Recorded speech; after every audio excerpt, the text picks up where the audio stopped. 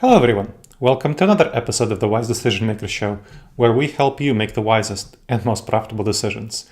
My name is Dr. Gleb Tsipursky. I'm the CEO of Disaster Avoidance Experts, the future of work consultancy that sponsors the Wise Decision Maker Show.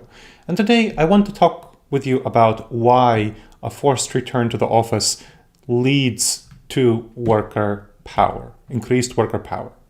Now, we've seen extensive employee pushback among return to office mandates. For example, there were many Amazon employees who resisted the new return to office policy that Amazon imposed in the spring of 2023.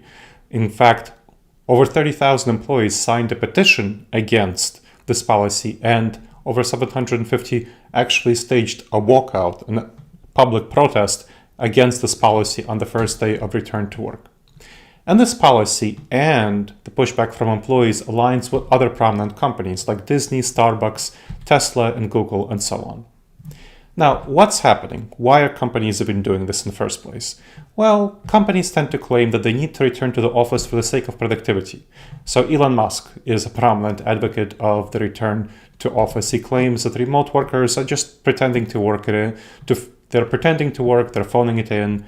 All of these similar claims at this privileged laptop class.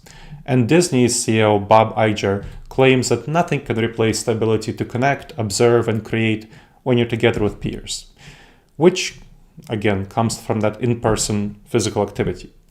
But that's not really what we're seeing from the evidence. Let's talk about the power and the benefits of remote work.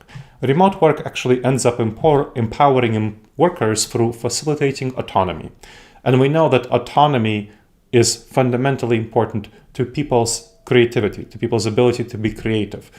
Decentralizing power. So decentralizing power, people are able to congregate and collaborate together more effectively across boundaries. It prevents micromanagement, and we know that Elon Musk and others are known as extreme micromanagers.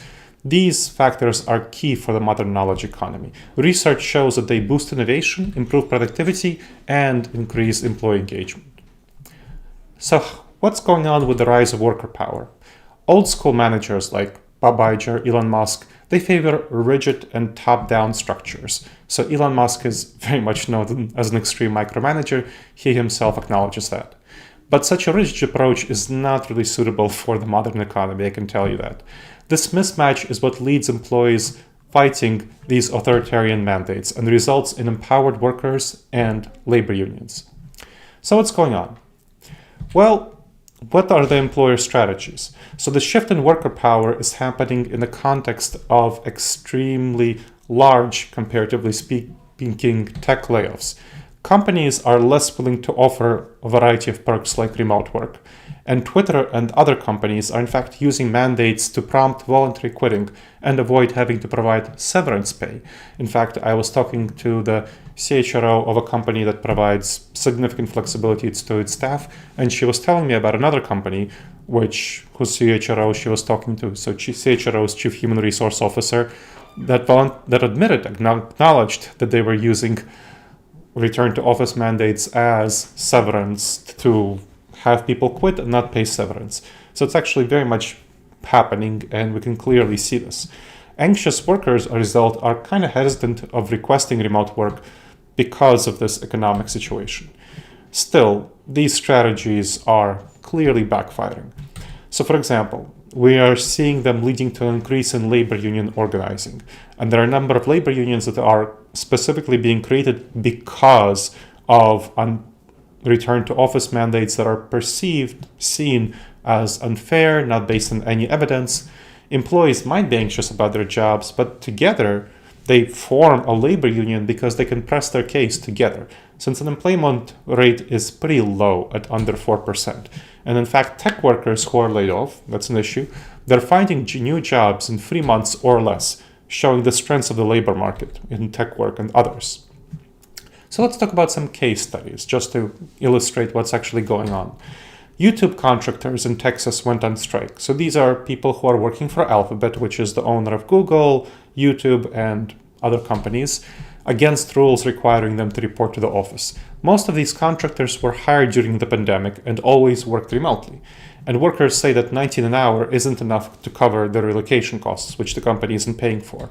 So the workers sought to have Google and Cognizant, which Cognizant is their contractor under which Google hired them, to be recognized as joint employees.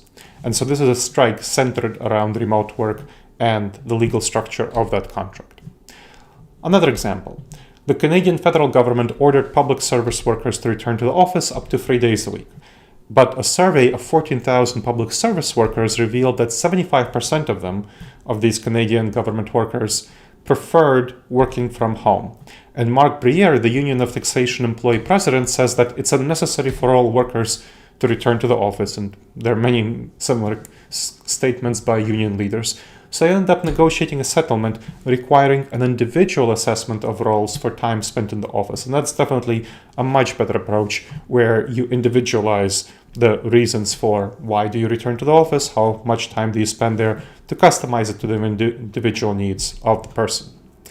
Now, the reasoning for this return to the office often stems from cognitive biases, which are the kind of mistakes that we have in our minds because of how our mind is wired. For example, many leaders say that, well, I can't be confident that the workers are actually working, so I want to have control over them working, and that's why I'm having them come to the office. Microsoft research says that 87% of managers don't feel confident that their workers are working when they're working remotely. And that's an example of serious poor decision-making, of lack of trust of your employees. So cognitive biases lead us to make decisions that are not based on the facts, but beliefs and prior experience. And so employers making decisions based on these biases overlook the negative consequences of their actions for their own sakes, for the bottom line of their companies. One example of a cognitive bias is called the confirmation bias. That's a tendency to seek out and interpret information in ways that confirms our prior, pre-existing beliefs. So employers are seeking out information that supports the return to the office while ignoring information that contradicts the dangers of returning to the office. So this can lead to retention challenges and resistance by employees through worker power, through various unionizing efforts, through various public activism. So that's a big problem. And another big problem that I see, and by the way, I've helped over 24 companies by now on nonprofits and government organizations figure out their return to office, so I know what I'm talking about with these cognitive biases. Status quo bias is another big one. It's a tendency to prefer that things stay as they are. So employers are resistant to change even if remote work is beneficial. If you think about it, you can understand why these CEOs and managers, executive directors, whatever position they are in, they've been successful for 20, 30 years through leading in the office, and they know how to do that. They're comfortable with it. So they want to do what feels comfortable to them, even if allowing a significant amount of hybrid and remote work is beneficial. By ignoring the benefits of remote work, employees risk alienating their workers and creating a situation where they're more likely to unionize. And also, when they are unionized, to be more likely to use that to oppose further activities in the return to office, creating a lot of tensions and conflicts that are unnecessary. So, I encourage employers to embrace remote and hybrid work for a more productive workforce. So employers should recognize the value of remote work and work with employees to create remote work arrangements that meet their needs, meaning hybrid work, meaning some time in the office, some time working remotely. For some people, maybe full-time remote work, but really customize it to the needs of each individual role and focusing on having teams make the decisions on what works best for them. Employers who do so will enjoy a more productive workforce. Those who refuse to adapt will really risk falling behind and losing competitive advantage due to employee backlash. So fighting remote work without a good reason is what enables worker power, and employers who recognize this will be positioned to succeed.